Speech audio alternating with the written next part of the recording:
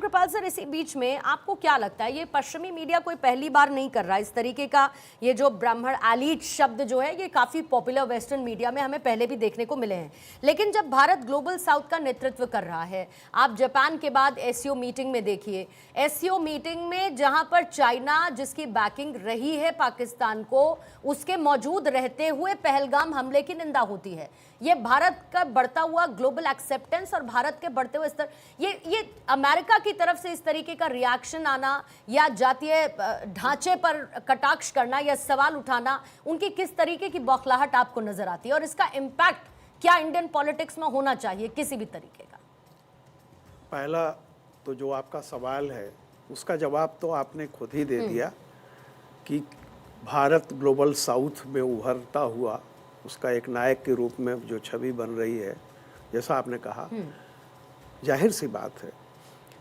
देखिए, हमेशा इस धरती पर जो सत्ता में बैठा होता है, जो जिसको कहिए कि जो मठाधीश होता है, सोवियत रसिया के विघटन के बाद दुनिया में जो अमेरिका का लगा कि यूनिपोलर वर्ल्ड है, अब आज की तारीख में उसको लग रहा है, और लग रहा है सच्चाई है, ये ऑब्जेक्टिव कंडीशंस हैं, किसी का विचार नहीं, उसको लग रहा है कि वो खिसक रहा है और ये पूरी दुनिया को लग रहा है। तो ये जो है उस पर मैं दो ही चीज़ कहूँगा, एक तुलसीदास को और एक दिनकर की लाइनें हैं। तुलसीदास ने लिखा है कि तुलसी ये धरा में प्रमाण भरा, जो फरा सो झरा, जो बरा सो बुताना। और दिनकर जी ने कहा है कि जब नाश मनुष्य पर छाता है, पहले विवेक मर जाता है। केवल मैं कह रहा हूँ, देखिए नवारो, अभी आपने मीडिया की भी बात की, नवारो और वहाँ का मीडिया, पहले तो दोनों के में ही बहुत बड़ा वो फर्क है। नवारो जो कह रहे हैं, न्यूयॉर्क टाइम्स में जो छपा है कि इसलिए नाराज हो गए ट्रंप कि भारत ने उनको नोबेल प्राइज के लिए कुछ कहा नहीं, एश्योरेंस नहीं दिया, और दूसरी बात कि उन्होंने ये स्वीकार नहीं किया कि ट्रंप के कहने से ये हो रहा है। ये न्यूयॉर्क टाइम्स की रिपोर्ट है। और अभी आपने देखा, जैसा मैं आपसे बात कर रहा था, आज दोपहर को उधर नवारो बयान देते हैं और आज अमेरिकी एम्बेसी जो एक प्रेस रिलीज जारी करती है और उसमें कह रही है कि भारत और अमेरिका के ऐतिहासिक रिश्ते हैं, हम दोनों इतना आगे बढ़े हैं, ये डिफाइनिंग मूवमेंट है, पता नहीं क्या क्या।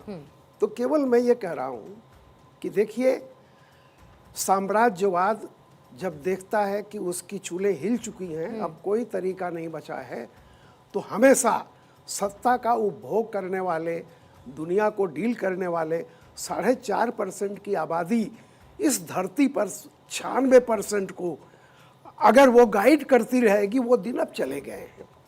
अब ये जो एक, जिसको आप कह लीजिए विकासशील कह लीजिए, कुछ भी हो, जैसा कि वहाँ हुआ है 2.8 करीब 3 अरब की आबादी, सिर्फ 2 देश मिलकर के हम हैं।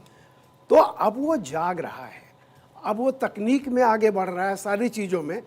तो सारा सब कुछ जो है, ये ट्रंप के आने पर ट्रंप ने सोचा था कि पूरी दुनिया में ये जो टैरिफ करके एक बार ये साबित कर देंगे कि ये दुनिया यूनिपोलर है।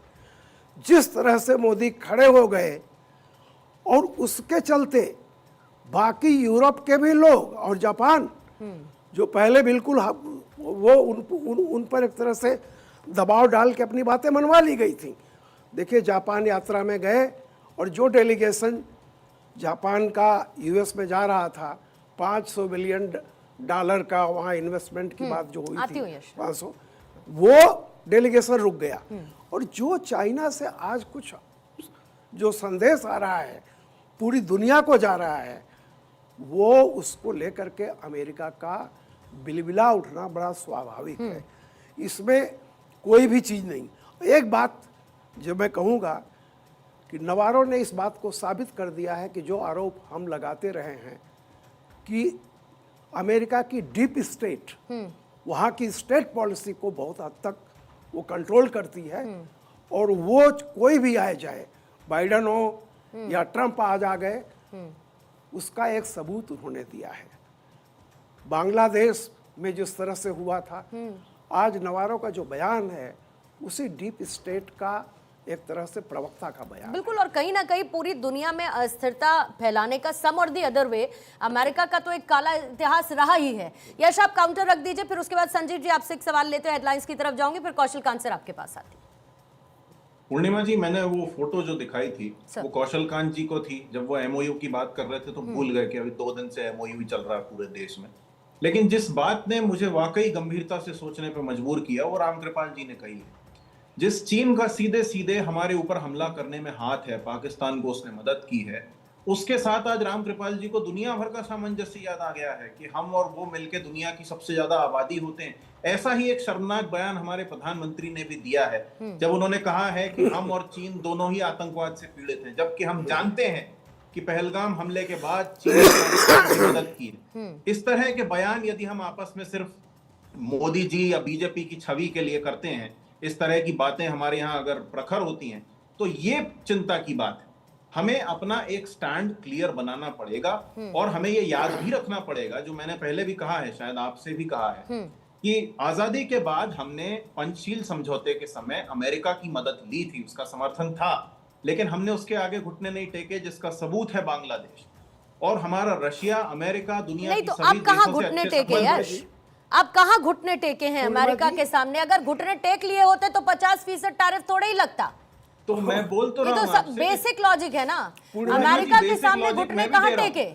मैं भी बेसिक लॉजिक ही दे रहा हाँ। हूं कि हमारी सरकार एक लाइन 4 शब्द लिख के भेज दे अमेरिका को कि अंबानी ब्राह्मण नहीं है, और ट्रंप ने वॉर नहीं रुकवाया। मेरा नाम लिया है, मैं मोहल्ले में बात थोड़ी ही हो रही है बैठ के। टीम के साथ आज गलबैया मोहल्ले में बैठ के थोड़ी ही बात हो रही है। हमारे जवानों की हत्या की है और हम उसको यहाँ बैठ के जस्टिफाई होता हुआ देखें। ठीक है, यहाँ रामकृपाल से हम जल्दी और चीन मिलके बड़ी सारी कौशल कांत जी आ रहे हैं।